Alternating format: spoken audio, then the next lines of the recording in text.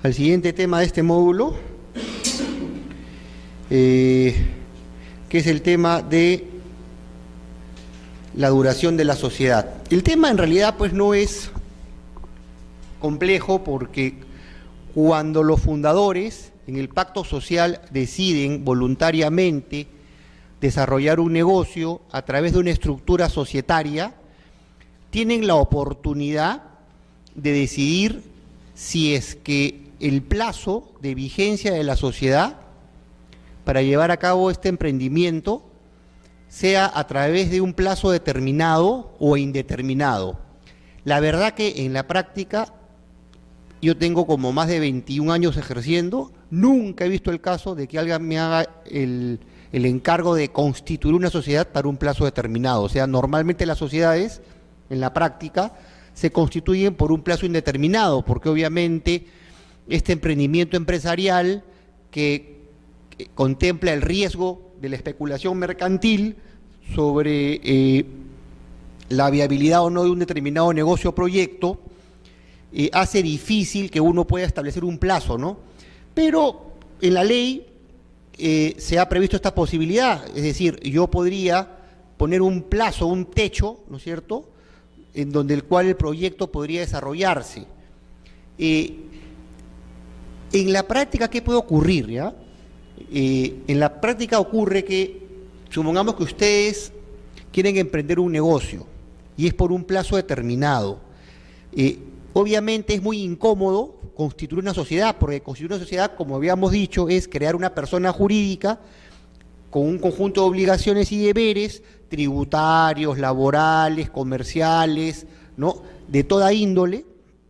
Y entonces, obviamente, liquidar la sociedad implica toda una serie de actos: nombrar un liquidador, ¿no es cierto?, hacer publicaciones, tener un orden de la documentación, pagar en orden de prelación a los acreedores, primero los trabajadores, después la administración tributaria, luego los acreedores con garantías reales, luego los acreedores normales. Entonces, claro, tienes que llevar a cabo una serie de actos. Entonces uno dice, oye, pucha, formar una empresa para luego tener que en un plazo determinado darle fin, liquidar y nombrar un liquidador es muy complejo. Entonces ustedes tienen una posibilidad que está en la ley de sociedades al final, que es el consorcio o la asociación en participación. Si ustedes tienen un proyecto donde hay un plazo determinado en el cual el negocio va a terminar, tú tienes dos opciones: o constituyo la sociedad, ¿no es cierto?, en la cual ya sabes tú de antemano que va a implicar todo un proceso de liquidación, o busco otra alternativa prevista en la ley de sociedades. Entonces, si ustedes tienen un proyecto determinado y de verdad es muy engorroso constituir una empresa y necesito el aporte de un tercero, por ejemplo, en una licitación, un concurso, licitan o hay un concurso público para hacer una carretera. Tú tienes el expertise, pero tú sabes que el negocio va a terminar cuando termine la carretera, quizás 12 meses, 8 meses, 12 meses, etc. Entonces, oye, ya, yo formar una empresa para luego liquidar, tener que ver la planilla, no, entonces yo me asocio a través de una colaboración empresarial con un tercero. No formo la empresa, es un contrato, ¿no es cierto? Es un contrato empresarial donde por un plazo determinado yo tengo un convenio de colaboración con un tercero. Supongamos que yo soy una sociedad existente y yo tengo camiones, pero no tengo quizás ni los obreros ni tengo los ingenieros, y hay un concurso público y mis camiones pueden servir para ese trecho de la Panamericana, por decir. Entonces yo voy y me voy a aliar con una constructora que ya esté trabajando. Entonces le digo, oye, mira, formar una sociedad por un plazo determinado es muy complejo. ¿Por qué no hacemos un consorcio o una asociación en participación, en la cual, por un plazo determinado, llevamos a cabo un negocio, de manera tal que cuando termina el plazo o el negocio, cada uno se retira a sus orígenes, ¿no es cierto?, sin tener que liquidar ninguna sociedad. Entonces, la ley de sociedades ha previsto, y la doctrina societaria también, este tipo de modalidades de asociación empresarial. ¿Qué diferencia una de la otra? me van interrumpiendo si me enredo un poco, ¿ya? Porque estoy entrando a la práctica, o sea, no estoy entrando a la doctrina ni a la teoría. En la ley de sociedades ustedes van a ver en los contratos de colaboración empresarial, que viene a ser el paraguas de este tipo de dos modalidades según la ley, vas a encontrar dos modalidades, el consorcio y vas a encontrar la asociación en participación. El consorcio se diferencia porque el negocio se estructura por la suma de las dos partes o tres o cuatro de las partes que se involucran en el contrato de colaboración empresarial. Es decir, el negocio depende de la unión y la vinculación y los aportes que cada uno hace. Por ejemplo, voy a dar una simulación para que sea más gráfico. Hay este concurso público para llevar a cabo el tramo de, por decir, 20 kilómetros o 30 de la extensión de la Panamericana Sur. Entonces yo solo no lo puedo hacer. Tengo la infraestructura o determinada infraestructura, los camiones, parte del personal, y voy a Graña y Montero y le digo, oye Graña y Montero, tú tienes lo que no tengo. Repito, formar una empresa, Graña y Montero quizás no quiere ser mi socio, en una relación affecto societatis, en una relación societaria, formal, ¿no? Entonces, entremos juntos en consorcio a este concurso público. Celebremos un contrato en el cual nosotros, como contrato de colaboración empresarial, nos comprometemos con el Estado para ejecutar este tramo de la Panamericana. Terminado el proyecto, tú te retiras a tus bases, a tus orígenes como Graña y Montero, y yo a las mías. No hay que liquidar más que la liquidación del negocio, ¿no es cierto? Y punto. Entonces, perfecto. Entonces, una forma es, este negocio lo hemos estructurado como un consorcio, ¿por qué? Porque la unión de los dos hace que nosotros podamos cumplir con el negocio. La asociación en participación es distinto, ¿ya? La asociación en participación se da cuando hay una persona que ya tiene el negocio, que es el dueño del negocio, le cede a otro una participación en su negocio a cambio de una prestación que me hacen. Un ejemplo gráfico. Supongamos que yo tengo un bungalow, un bungalow cerca, colindante al Hotel Punta Sal. El Hotel Punta Sal tiene su infraestructura, tiene varios bungalows propios, y yo tengo un bungalow colindante. Como yo soy una persona que voy a Máncora una vez al año, un mes al año, digo, oye, pucha, tengo 11 meses parado este activo, esta propiedad. Entonces voy y le toco la puerta al dueño del Hotel Punta Sal. Oye, mira, hagamos una asociación en participación. Yo aporto a tu negocio, a tu contabilidad, a tu RUC, este bungalow, ¿no es cierto? Y a mí tú me pagas un porcentaje de la ganancia que te haga en tu negocio ganar este bungalow. La figura, ¿por qué anda? ¿Por qué se estructura así? Porque obviamente a mí no me va a decir el dueño de Punta Sal, oye, sé mi socio, porque dice, oye, un momentito, yo no quiero participar contigo, porque no necesito tu bungalow ni soy tu socio, pero si quieres, hagamos un negocio los dos, hagamos un contrato, tú me aportas a mi negocio, entonces yo dentro de mis unidades comerciales que yo vendo al público, a los huéspedes, ¿no es cierto?, dentro de mi unidad hotelera, voy a incorporar tu bungalow. Y lo que genere yo durante los 11 meses, excepto febrero por decir, ¿no es cierto?, que tú vas a tu casa, yo te pago a ti pues un dinero, dependiendo del negocio, le diremos ya tú corre con el mantenimiento, etcétera. Entonces, ¿qué quiere decir esto? Que mañana, si yo me quiero independizar o romper vínculos con el hotel o viceversa, simplemente el contrato termina y se acabó la historia. Yo no tengo que pagar impuestos, no, sí, bueno, sí pago mis impuestos, pero él maneja la contabilidad, me incorporo a su RUC, entonces tiene ese tipo de ventajas. Entonces, por eso es que en la práctica, por lo menos societaria, cuando a mí me llaman para llevar a cabo un proyecto por plazo determinado, yo generalmente no propongo constituir una empresa por plazo determinado, pero se puede dar, o sea, está previsto en la ley, yo nunca he visto.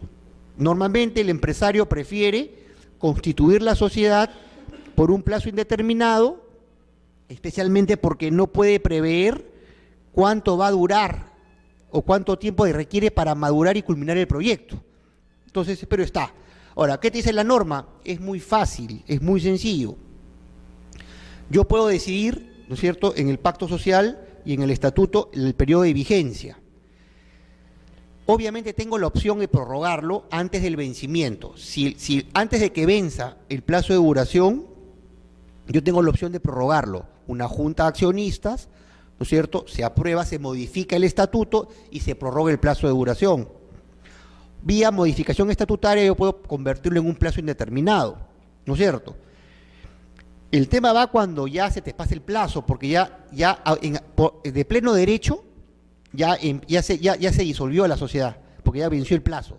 Entonces tendrías que pasar por el periodo de liquidación, nombrar un liquidador, ¿no es cierto? Y el liquidador tendrá pues que hacerse cargo de la administración y la liquidación de la sociedad. Entonces, dime. Una pregunta. En el tema del consorcio, ¿el consorcio y la asociación son personas jurídicas? Es una excelente pregunta. En forma ficticia y para efectos tributarios. Es una excelente pregunta. ¿Por qué? ¿Por qué? Mira tú, la norma tributaria, la ley del impuesto a la renta, tiene una norma que te dice, porque mira tú, es una excelente pregunta y te la agradezco porque en realidad, como yo sé que acá el nivel ya no es universitario, sino que estamos más allá, me permites poder tratar un tema importante.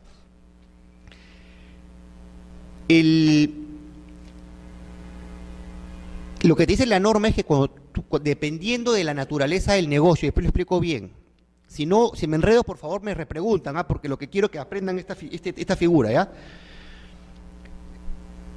Lo que te dice la ley del impuesto a la renta es si el plazo del contrato de consorcio es menor a 1 año o la naturaleza del negocio hace que la contabilidad del consorcio la tenga que llevar uno de los venturers o socios o consorcio o consorciados, ¿ya? Es permitido que no se le saque un RUC independiente al consorcio. El consorcio efectivamente es un contrato que en la regla general, para efectos tributarios, hay que sacarle su RUC y tener su propia contabilidad. Ustedes van a escuchar, hay el consorcio con contabilidad independiente a sus consorciados, ¿ya?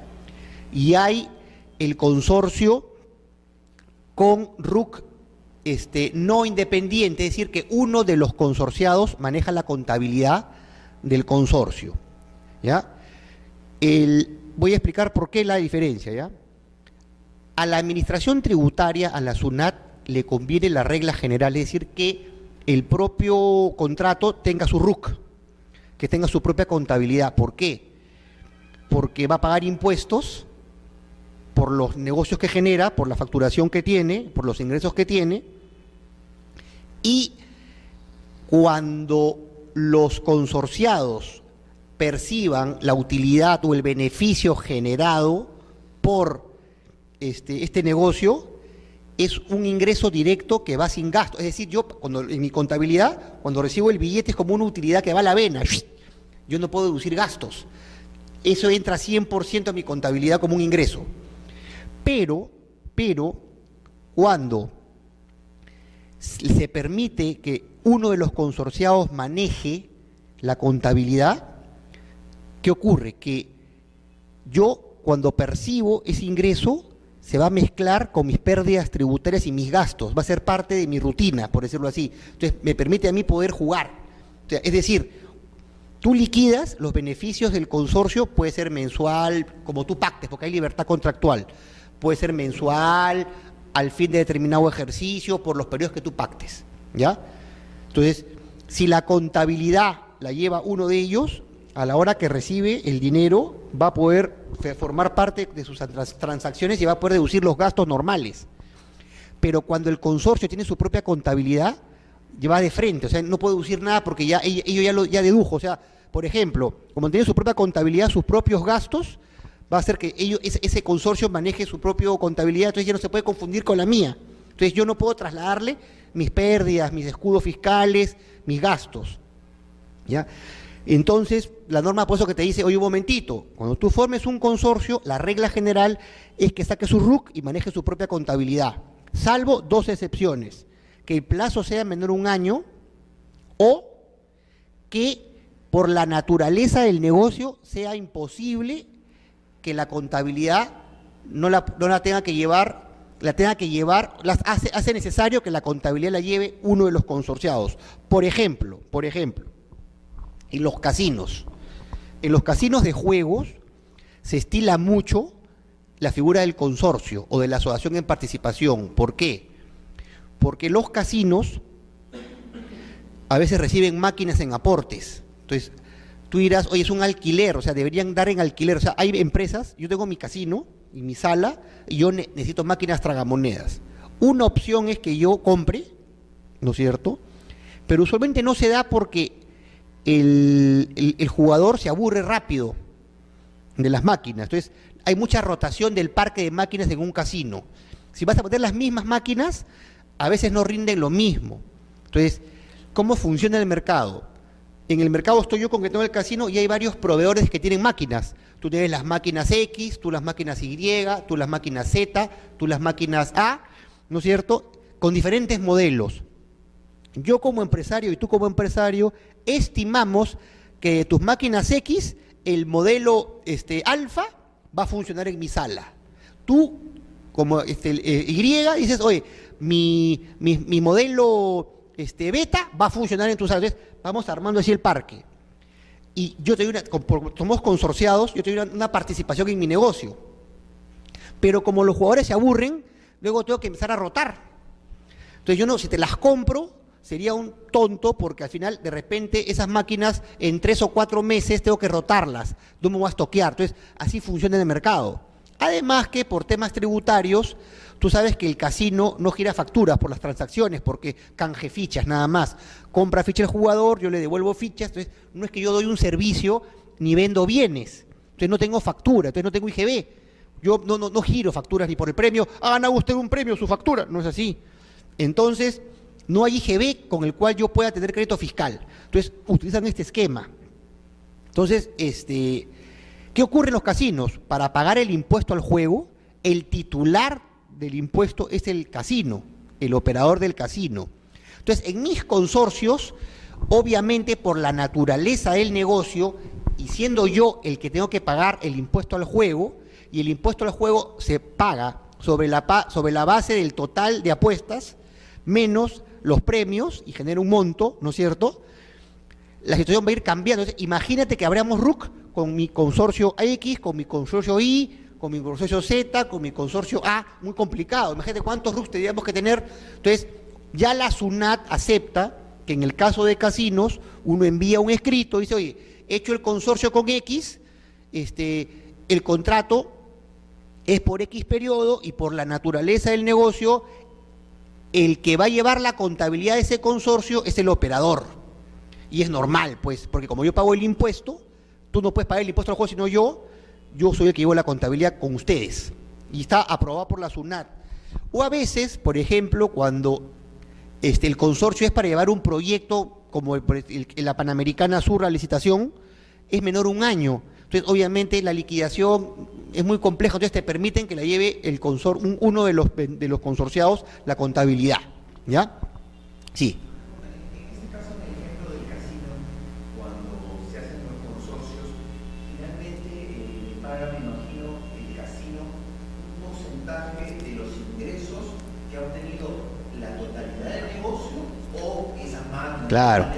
La suerte que es que si tú te fijas bien, la Ley General de Sociedades cuando regula el consorcio y la asociación en participación, te permite libertad contractual. Obviamente yo como empresario, yo no le voy a decir, oye, de la totalidad, no, solamente de tus máquinas. Tú aportas 10, el negocio son esas 10 máquinas.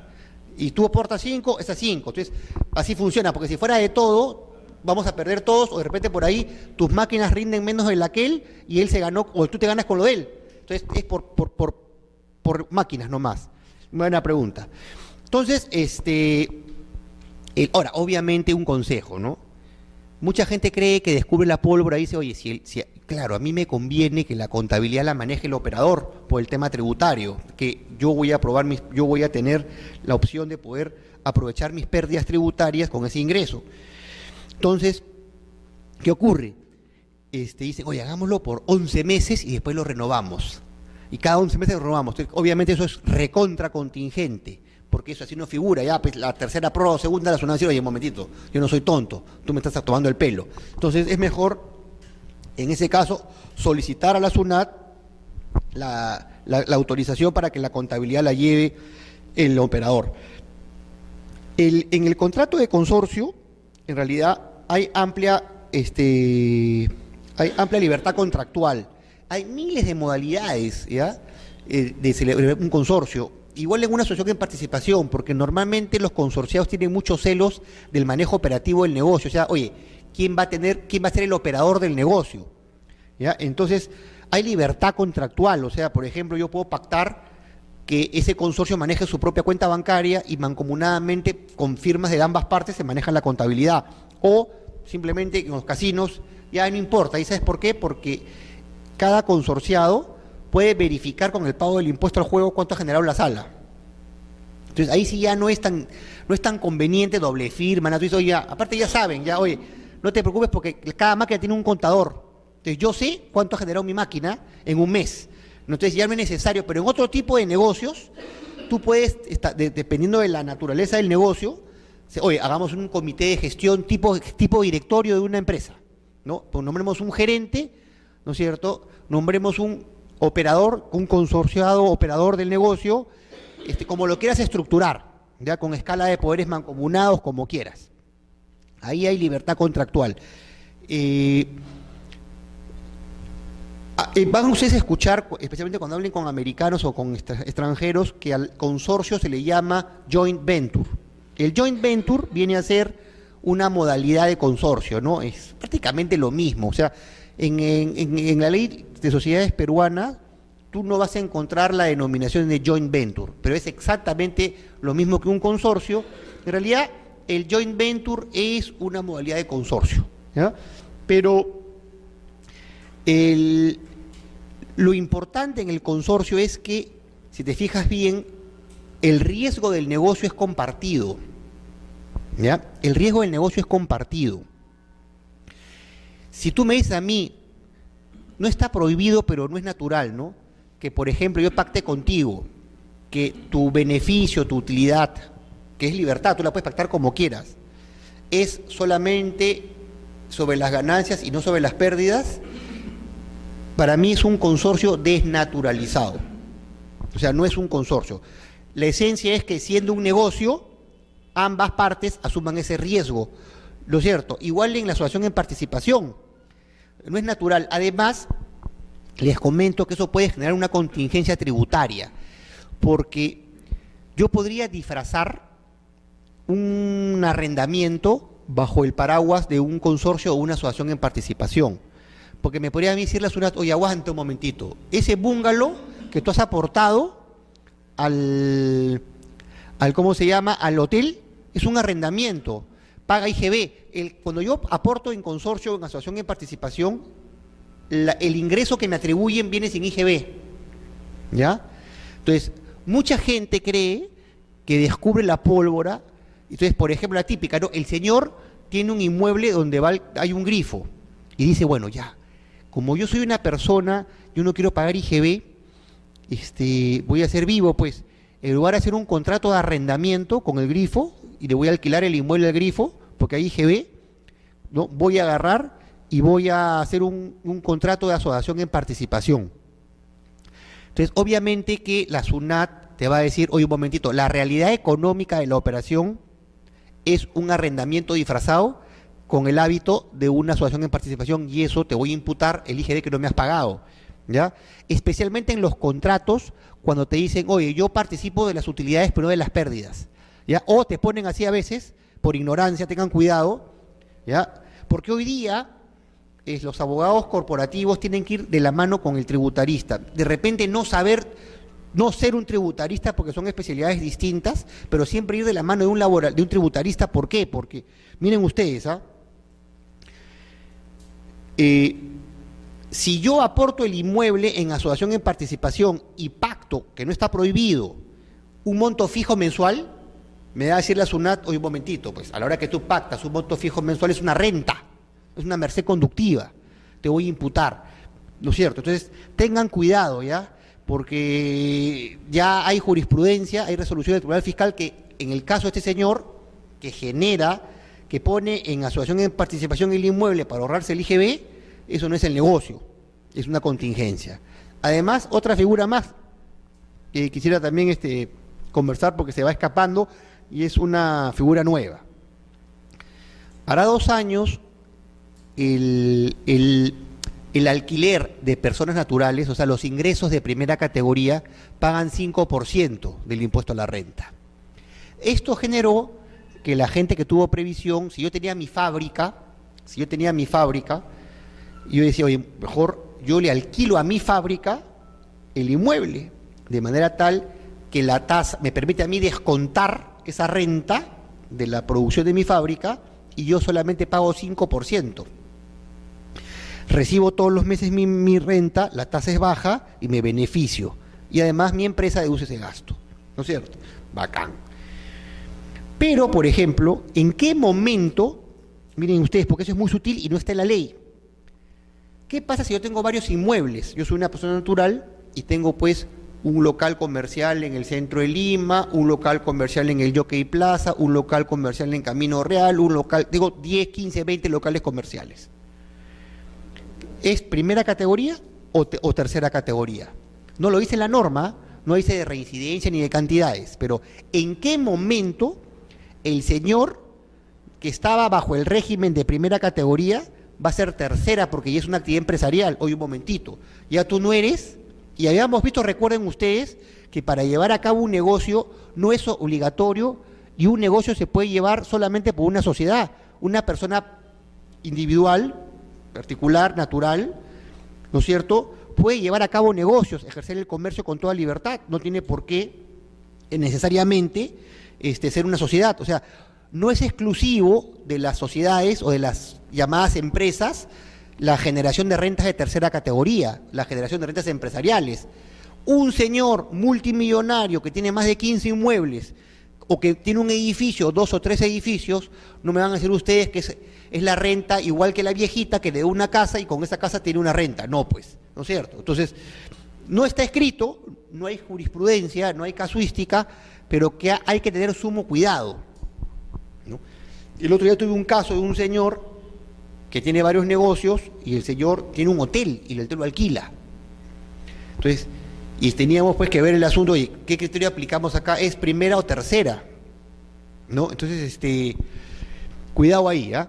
Y me he salido del tema porque el tema en realidad es muy corto, la duración en realidad no hay mucho que decir. Si se fijan ustedes, la duración de la sociedad puede ser por plazo determinado o indeterminado, como lo habíamos dicho, salvo que sea prorrogado con anterioridad al vencimiento del plazo estatutario. Vencido el plazo, la sociedad se disuelve de pleno derecho. Es muy tarde a llorar al río porque no tengo cómo subsanar, porque ya de pleno derecho inclusive el registro va a considerar como disuelta la sociedad de pleno derecho. Claro, la sociedad nunca se va a enterar, se entera cuando el liquidador comunica, porque es una obligación comunicar la liquidación. No, lo tiene que hacer porque asume responsabilidad. Claro.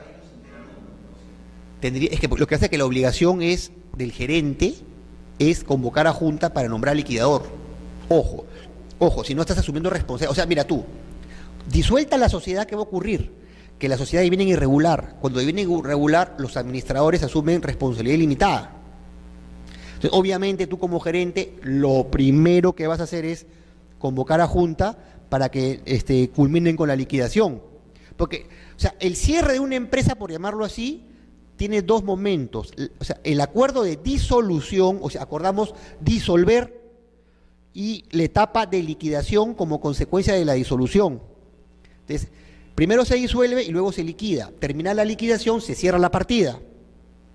Si no alcanza para pagar los créditos de la sociedad, hay que pedirle al juez que declare la quiebra, ¿ya? Entonces, Si, o sea, obviamente, es de pleno derecho, pero no es que cada uno a su casa y se acabó, no. En tanto no se cierre la empresa, el que asume la responsabilidad es el gerente. Y si hay directorio, el gerente del directorio. Y asumen una responsabilidad ilimitada. Entonces ahí lo que tienes que hacer es, si tienen ese caso sobre el pucho, convocar a junta y que la junta decida por la liquidación. Es tan complicado y la mayoría de gente no lo hace. Yo estoy seguro que por ejemplo en registros públicos debe haber infinidad de empresas que no funcionan, que están de baja en su NAT y que simplemente nadie se va a gastar unos $3.000, $4.000 para darle la liquidación a la empresa, ¿no? Porque tienen que hacer publicaciones en el peruano, porque tienen que pagarle al abogado, porque tienen que pagarle al liquidador. Verdad, verdad. Y es verdad, en realidad lo que dice la norma inclusive dice que cada cierto tiempo registros públicos tienen que ir cerrando las partidas de las empresas que no tienen movimiento. Pero yo tenía un caso bien simpático el otro día, donde tengo dos empresas antiquísimas, de la época de Ricardo Palma, antiquísimas. Una tenía RUC de oficio de baja y otra nunca tuvo RUC, y estaban constituidas con la antigua Ley General de Sociedades, o sea, la antigua. No se habían adecuado a la nueva ley, no tenían RUC, una estaba de baja de oficio, sin embargo tenía inmuebles y estaban alquilados. Entonces, obviamente lo que hemos tenido que hacer es, hay una norma escondida en la Ley General de Sociedades que te dice que en ese caso inclusive se flexibiliza porque estás en causal de disolución. Entonces ya cualquier administrador, cualquier accionista, ahí no hay nada del 20%, no, cualquier accionista, cualquier administrador, cualquier director puede llamar a la Junta para que decida sobre la adecuación del estatuto a la nueva ley de sociedades o la liquidación. Entonces hemos tenido que hacer eso, o sea, convocar a la Junta, a los accionistas para que decidan, en este caso hemos decidido la liquidación. Entonces ya el liquidador está actualizando el asunto, pero ¿qué ha pasado en ese periodo de años donde la sociedad era irregular? Los gerentes y los directores han asumido responsabilidad ilimitada. Entonces esos patas están en contingencia, ¿ya? Entonces, y ahora ha salido una nueva norma donde el gerente general asume responsabilidad por el pago de impuestos. Entonces, fíjense ustedes, el tema es cada día es más complicado. Lo que sí ocurre es que hay mucha ignorancia. La gente dice, oye, me olvidé de la empresa, ¿no? Y entonces es complejo, mejor hay que cerrarla o liquidarla, ¿ya? Los fundadores, al momento de constituir la sociedad, deben decidir si las actividades de la sociedad se desarrollará en el marco de su objeto social y dentro de bajo qué periodo de tiempo. Existen dos posibilidades: la fijación de un plazo indeterminado, ¿no es cierto? Es decir, no se va a señalar un plazo en el cual la sociedad se va a disolver automáticamente, y es durante un plazo sin límite la compañía va a desarrollar sus negocios, o fijar un plazo determinado vencido el cual la empresa se va a disolver de pleno derecho, sin necesidad que la Junta lo decida, ¿no? Y ahí lo dice la ley de sociedades, ¿no? Los órganos sociales pertinentes deberán tomar las previsiones correspondientes, ¿no? Para que se proceda con la liquidación de la misma. Bueno, ustedes ya habíamos visto la vez pasada que habían sociedades colectivas y normalmente la sociedad colectiva va a tener un plazo fijo, pero que se puede prorrogar, ¿ya? Siempre que los socios estén de acuerdo.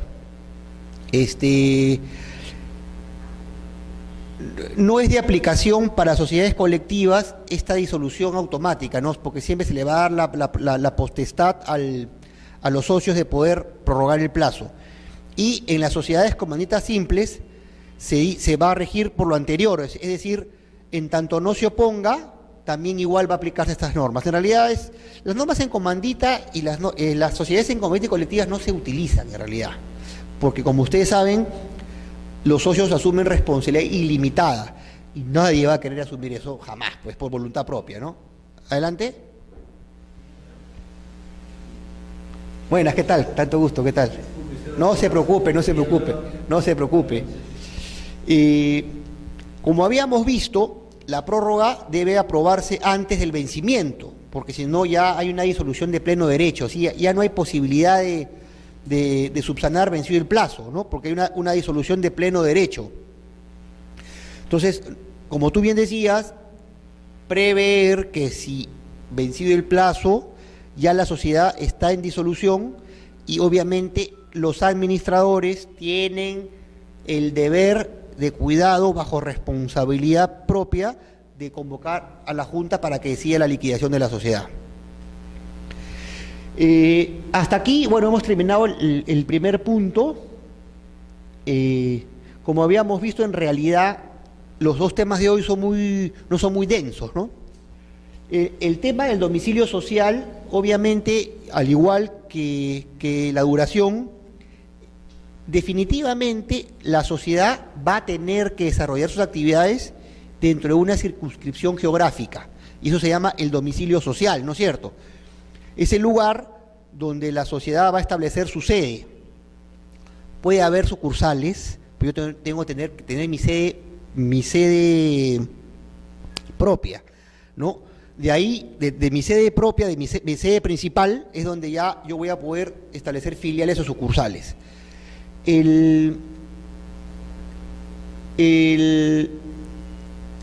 Hay un asunto previo que quisiera conversar con ustedes, ya por asuntos tributarios, que lo que estábamos conversando.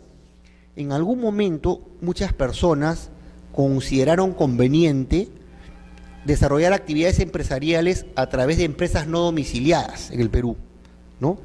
A veces por seguridad, de repente eran actividades donde, había una etapa de inseguridad en el país, y entonces yo decía, oye, si yo figuro como accionista, me pueden raptar.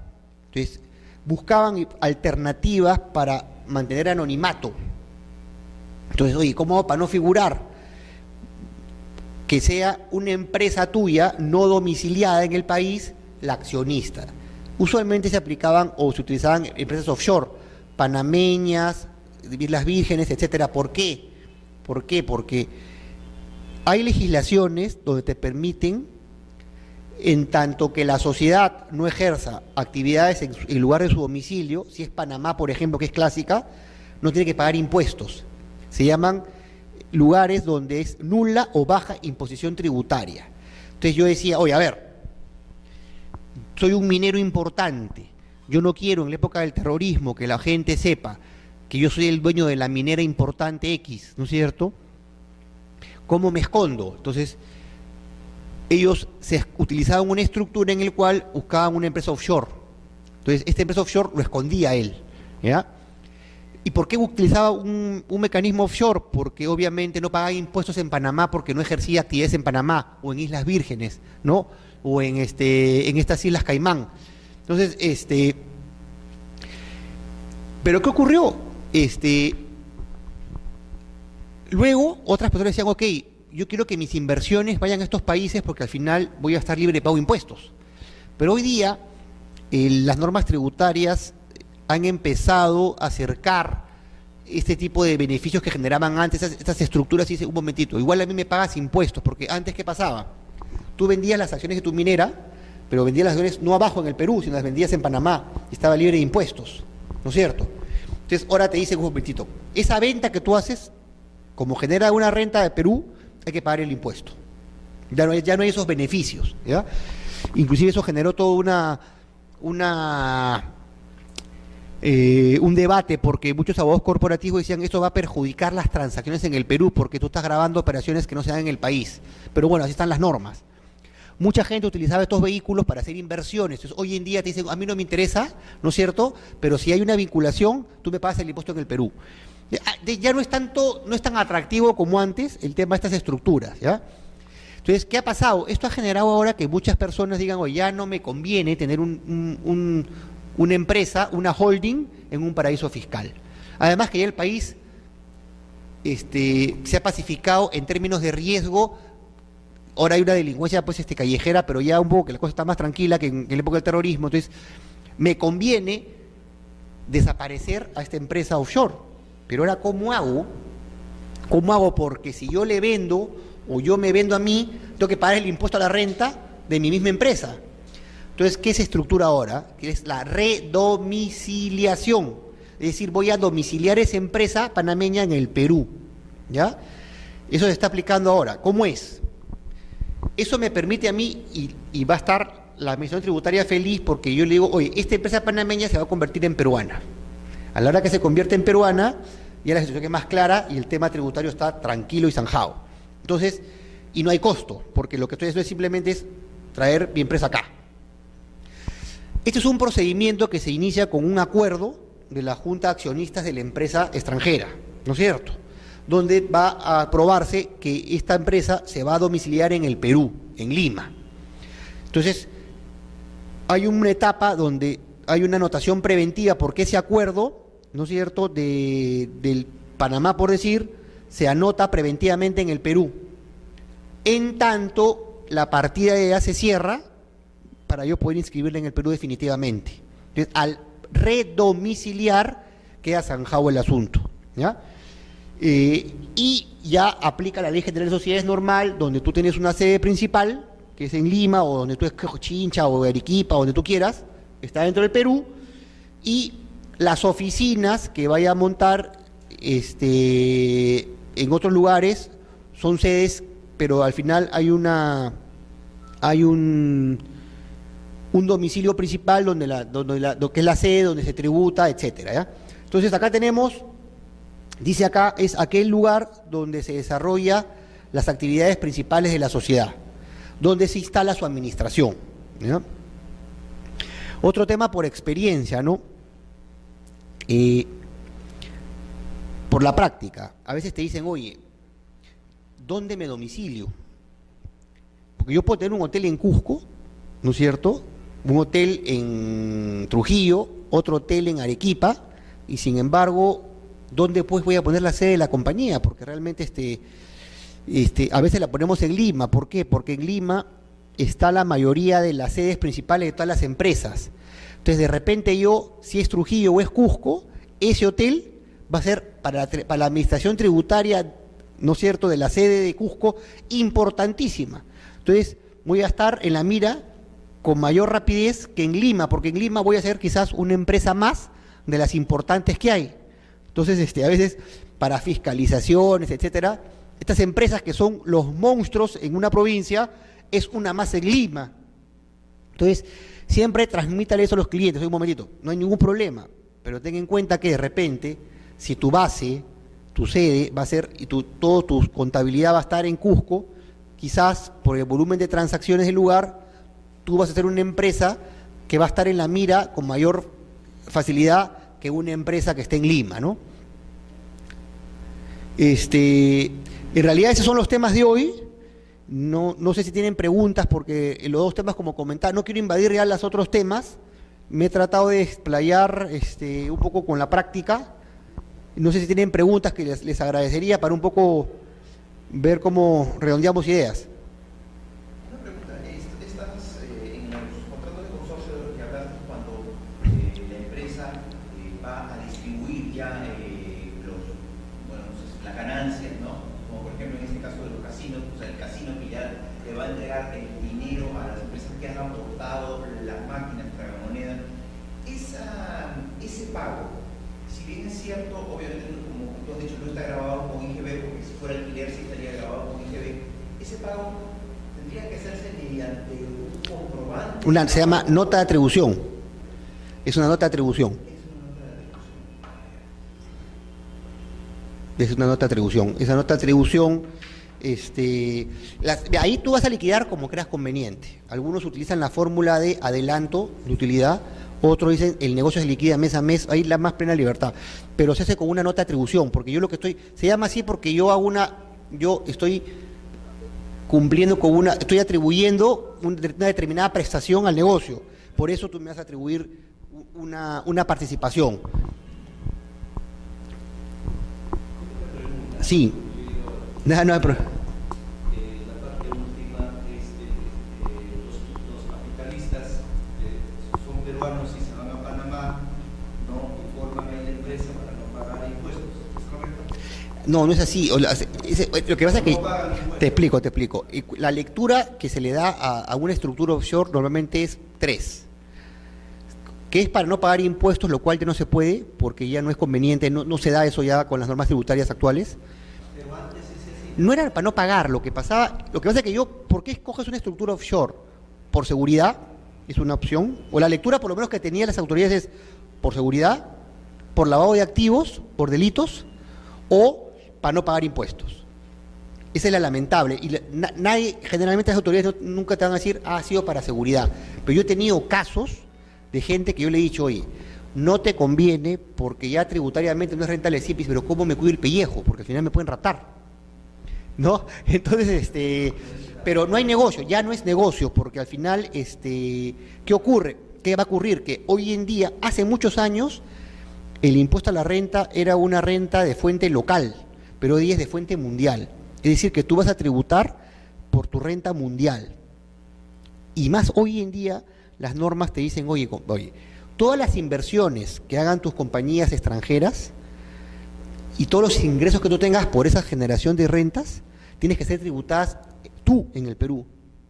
Entonces la gente ya no está utilizando esas estructuras, ya no es negocio. Y, ¿Sí se aplicaba hace cuántos años? ¿5? mira, hace 2 o 3 era relativamente viable. Sí, hace 2 o 3 era viable. Del extranjero, gente al Perú no pagaba impuestos. Bien hacía dinero. O que los peruanos se vayan a otro país, con su capital, nueva empresa y también no pagan impuestos. Ya, lo que pasa es que tú vas a encontrar varias jurisdicciones, o sea, cada país tiene soberanía respecto a la tasa de su impuesto a la renta y las normas y la tributación. Entonces, ¿qué haces tú? No? Tú eres un inversionista de alto vuelo, tú eres un inversionista, tienes mucho dinero, ¿ya? Y te dices, oye, bueno, ya, yo tengo que buscar estructuras que me permitan a mí una rentabilidad desde el punto de vista tributario, ¿no es cierto? Entonces, tú dices, oye, a ver, yo voy a invertir no solamente en el Perú, quiero invertir pues en otras jurisdicciones. Entonces, yo tengo que montar una holding en alguna jurisdicción que me permita a mí tener mayor rentabilidad, ¿ya? Entonces, en algún momento la gente dice, ok, yo monto una estructura en un país, por ejemplo en Panamá te dicen, estas empresas, en el Perú no se da ya, pero en esas, ellos te dicen a ti, pues yo puedo tener una empresa peruana que no ejerza ninguna actividad en el Perú, que solamente gane plata de fuentes extranjeras, igual lo tributa en el Perú. Puede ser que yo no venda ni un chicle en el Perú, pero mi empresa genera rentas afuera. Pucha, tengo rentas en China, rentas en Taiwán, rentas en Estados Unidos, rentas en Japón. ¿Qué te va a decir? Ah, compadre, tú tributas en el Perú. ¿Qué te dicen a ti en Panamá? En tanto tú no hagas transacciones en Panamá, esa empresa no genera impuestos. Entonces, ¿tú qué harías? Tú dices, oye, aguanta, si yo, ¿no es cierto?, voy a hacer transacciones de comercio exterior, no voy a vender un chicle en el Perú, quedarme en el Perú no me conviene, entonces mejor me mudo a Panamá y hago toda mi gestión a través de Panamá. Pero hoy en día dice, ok, perfecto, pero ¿quién es el dueño de tu empresa panameña? Yo. ¿Y tú dónde vives? En el Perú. Ah, piña, compadre, tributas en el Perú. Antes no funcionaba así, ¿ya? Y antes, otro tema, como ustedes son corporativos, tengan en presente lo siguiente, ¿ya? Antes, tú tenías que tener cuidado en no evadir impuestos, porque lo que era delito era la evasión tributaria, es decir, el engaño al fisco, inclusive el no pago no era delito. Oye, mientras que yo declare la verdad, ¿no es cierto?, no hay problema. Debo 100, pagaré de uno en uno, ¿no? Pero no te engañé, no evadí. Entonces, tú buscabas estructuras que no evadieran impuestos, ¿ya? Entonces tú decías, oye, por ejemplo, voy a buscar una alternativa que no sea evasión, pero voy a eludir. ¿Eludir? ¿Qué cosa es eludir? Elusión. O sea, la elusión no era problema, era eludir. Yo puedo eludir como ¿no? Puedo eludir los impuestos, lo que no puedo es evadir el impuesto. No puedo mentir. Entonces tú buscabas estructuras que te permitieran a ti hacer rentable el tema tributario. Pero hoy en día hay una norma 16 que te dice, aguanta, compadre, si tú estás eludiendo los impuestos, ¿no es cierto? Ahí, que es la SUNAT puede aplicar el principio de la realidad económica. Es decir, aguanta, compadre. Tú vas a decir, no, señor, esto. No, señor.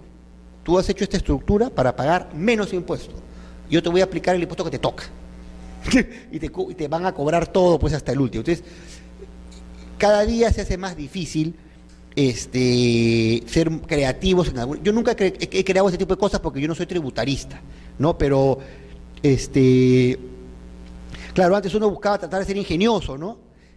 Hoy en día, pues, lamentablemente ya lo que queda es ser muy formal y decir a los clientes, oye, lo mejor es Tienes estas opciones en todo caso, pero mañana no me digas a mí si mañana te van a imputar un impuesto porque al final podría ser considerado en la norma 16, ¿no? Del impuesto. Hay empresas que, por ejemplo, como venden 250.000 mensuales por venta total, y al final declaran 100.000. No, eso es gravísimo, eso olvídate.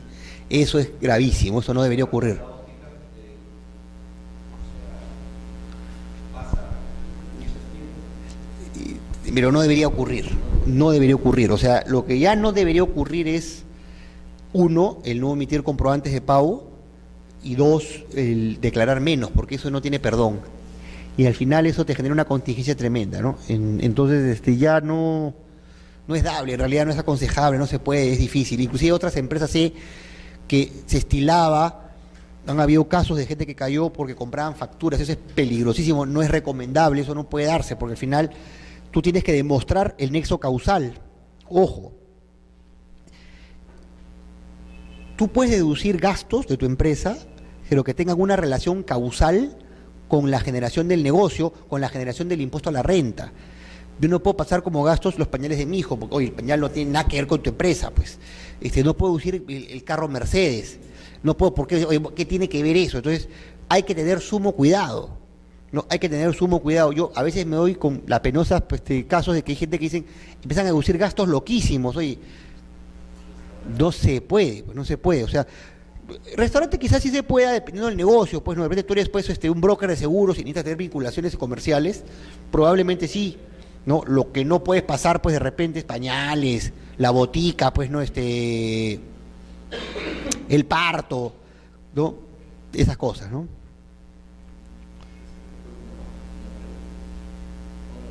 Ya, ok. Entonces, a ver, no sé si hay más preguntas, no sé si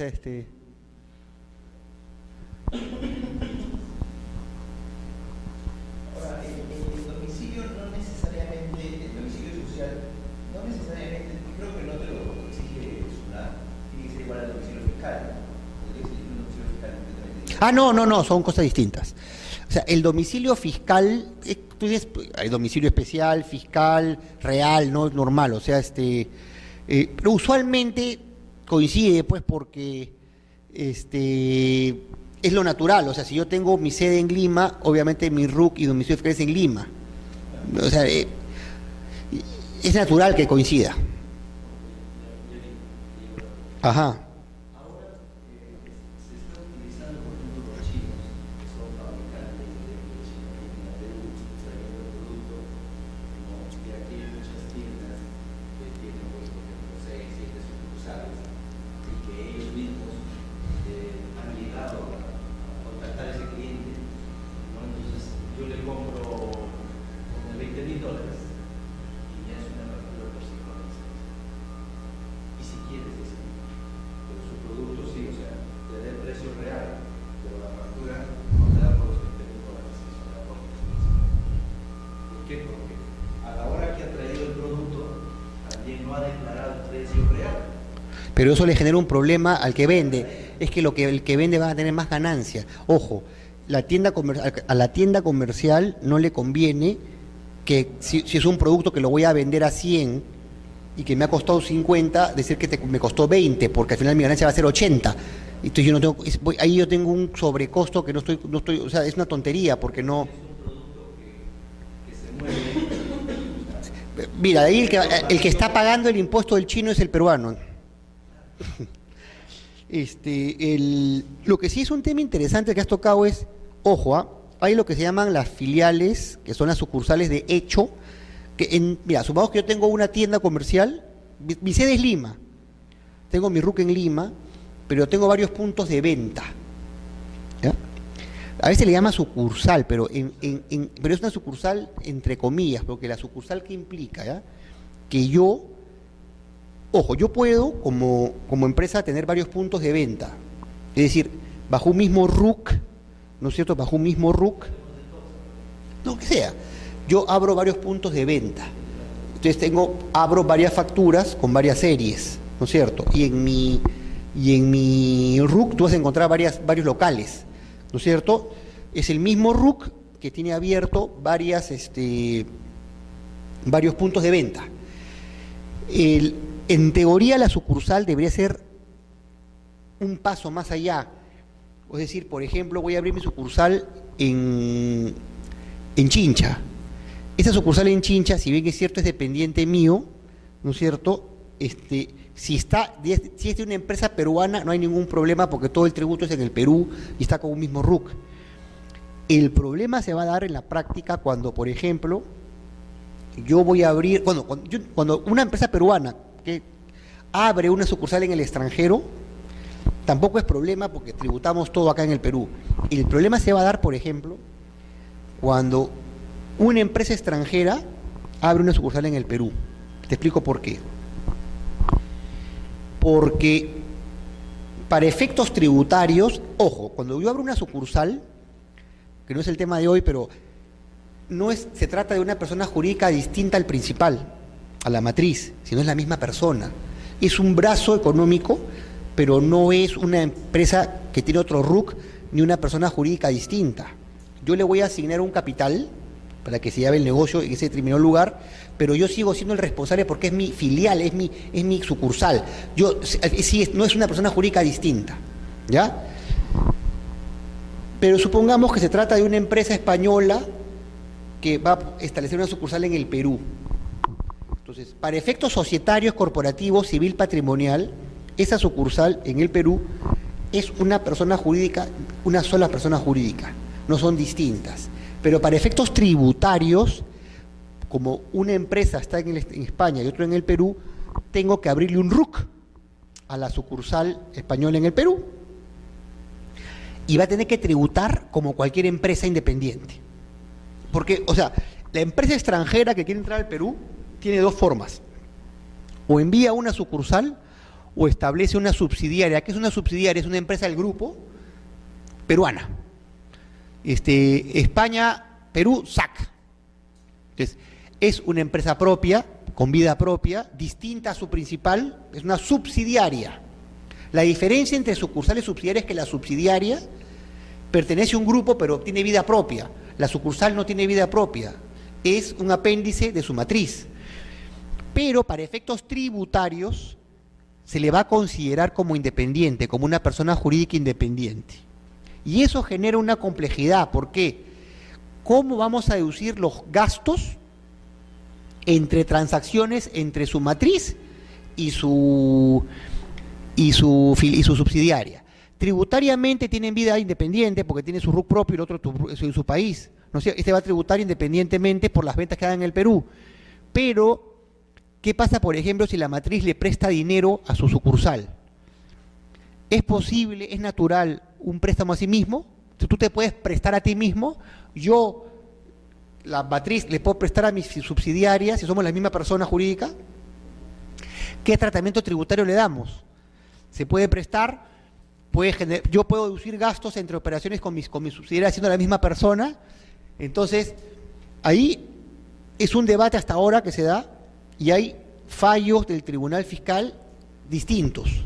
Había un fallo anterior que decía que no se podía porque era la misma persona, pero hay un último fallo en el 2005 que dice que sí se puede. Entonces siempre hay que advertir, ¿ya? Porque, claro, tú me dirás, oye, aguanta un momentito, pero si tiene RUC propio y está tributando, ¿por qué no va a poder hacer transacciones como si fueran independientes? Totalmente respetable tu posición. Pero hay otros que te pueden decir, sí, pero desde mi visión se trata de la misma persona. Yo no puedo hacer transacciones conmigo mismo, siendo la misma persona. Entonces, no hay seguridad para que mañana la SUNAT o la Administración Tributaria pueda cambiar cualquier criterio. Se puede aplicar un criterio estrictamente tributario, en el cual le vamos a dar tratamientos distintos, o estrictamente civil. Mañana me pueden decir, oye, un momentito, desde el punto de vista civil comercial es la misma persona. Entonces, tener cuidado ahí, ¿no? Yo lo que hago normalmente entre préstamos, entre sucursales, es que se capitalicen. Acuérdense que se aumente el capital asignado, porque la matriz española, cuando quiere que la sucursal realice actividades en el Perú, le va a atribuir, le va a asignar un capital. Supongamos que el proyecto en el Perú necesita, por decir, 1 millón de soles, por decir, le da, se inscribe en registros públicos. Se quedó corto, necesitamos más billetes, más capital de trabajo. Entonces, oye, que le preste. Pero aguanta que estás con esta situación desnatural, no natural, que le vas a prestar a ti mismo. Entonces, no, atribuye aumenta el capital asignado. Entonces ya de 1 millón sube 1,5 millones. Yo prefiero eso que lo más conservador, pero el cliente es libre de escoger la que opte bajo su propia responsabilidad, no la mía, porque al final es lo que se da, ¿no? Lo que hace es una buena pregunta. La Junta de Accionistas de la Matriz aprueba la ampliación o el incremento del capital asignado. Este acuerdo se apostilla y se inscribe en los registros públicos porque la sucursal está inscrita en el Perú. Yo no inscribo. Bueno, yo lo hago. Nunca no. Mira, la experiencia que he tenido es que han sido pagos en armadas, pero definitivamente yo estoy presentando siempre los que se han hecho. Tendría que haber sido aquí en Perú. Tiene que haberse depositado. A la cuenta de la sucursal. No, claro, yo lo que hago, mira, nunca no lo he hecho. Yo lo que aplico es una analogía con la Ley General Social. Yo le digo a mi cliente, aporta el 25% y la diferencia, si quieres, págala en el plazo que tú quieras y lo ponemos en la escritura. Lo hago más que todo por el tema tributario, porque yo lo que no quiero es que mañana, porque tú sabes que la administración tributaria tiene libertad de criterio y vaya a decir, un momentito, eso es un préstamo, intereses presuntos, pago de impuestos, porque puede pasar. Entonces yo, no, esto no es ningún, esto es, primero que es un incremento de capital, por llamarlo así, de capital autorizado, que no tiene retorno. Si yo voy a devolverlo, sería préstamo, pero yo no lo voy a devolver. Porque mira tú, hay que tener sumo cuidado, por eso que yo soy bien conservador. Si yo hago préstamo, pero mira tú cómo es interesante este asunto, ¿ya? Y genera varias situaciones. Mira tú, normalmente un préstamo entre vinculadas genera intereses presuntos. Y hay una norma que te dice que toda transacción entre empresas vinculadas necesita estar respaldado por un informe de precio de transferencia. Ojo, toda transacción entre vinculadas, en principio, ojo, toda transacción debe ser a valor de mercado. ¿Ya? Toda transacción debe ser a valor de mercado. Con vinculados hay que tener especial cuidado, porque si yo tengo varias empresas y me presto servicios entre nosotros, yo tengo forma de subvaluar o devaluar los precios para pagar menos impuestos. Yo podría decirte, oye, a mi empresa tal, bájale el precio porque tiene muchos ingresos. A esta súbele porque le falta. Y así yo deduzco. Entonces, ¿qué tiene la administración tributaria? Ah, bacán. No, compadre. Transacciones con paraísos fiscales. Transacciones entre empresas vinculadas.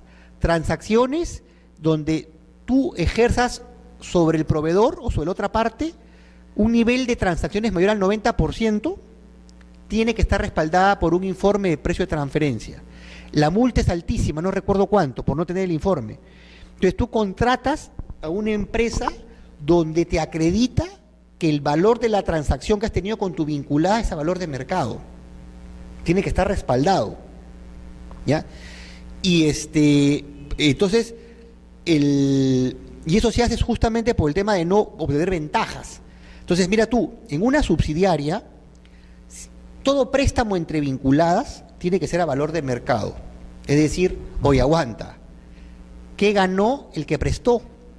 El que ganó debe obtener un beneficio igual o superior a lo que normalmente el mercado obtiene por un préstamo igual. Acá no hay que yo le presté para ayudar, sin intereses, libre. ¿Así? No, compadre. Presuntamente hay intereses.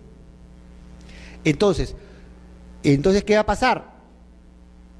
Inclusive tú, como la empresa del grupo que recibió el préstamo, puede deducir ese pago que está haciendo el préstamo, porque al final es un gasto para mí igual a los intereses. Por eso que tiene que ser a valor de mercado, respaldado por un informe. Entonces, mira tú una sucursal, ¿qué ocurre, ya? Si yo no hago el aumento de capital y lo inscribo en registros públicos y le doy fecha cierta, mañana la SUNAT podría cambiar de decreto y decir, no, es un préstamo que genera intereses presuntos. No me has dado el precio de transferencia y no me has pagado y no me has acreditado que ese préstamo es a valor de mercado, o si fuesen intereses, porque yo también podría decir, oye, pero si sin intereses, ¿en qué te perjudicaste? Si acá en el Perú yo no he deducido ese gasto y no he pagado menos impuestos. ¿Ya? Eso podría ocurrir, ¿ah? Podría ocurrir que, la verdad es que nunca me he arriesgado, ni hay muchos casos de este asunto, ¿ya? Pero es un tema que se da. Si fuera préstamo, yo podría alegar de que al final es un préstamo sin intereses y por lo menos la empresa que está en el Perú, la sucursal peruana, no se ha beneficiado tributariamente nada, pago más impuestos, porque si fuera un préstamo con intereses, yo los hubiera deducido. Pero como no los he deducido, entonces el fisco no se ha perjudicado, ¿ya?